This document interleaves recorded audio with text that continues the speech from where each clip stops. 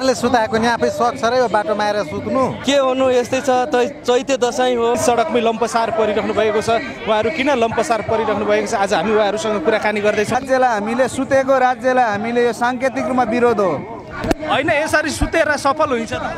हुन्छ शिक्षक भनेको एउटा सभ्य नागरिक समाज सुत्नुपर्ने बाध्य भएको छ सरकारले नै सुत्न बाध्य बनाएको छ जस्तो यता सबैजना सरहरू यहाँ सुतिराख्नु भएको छ सर के छ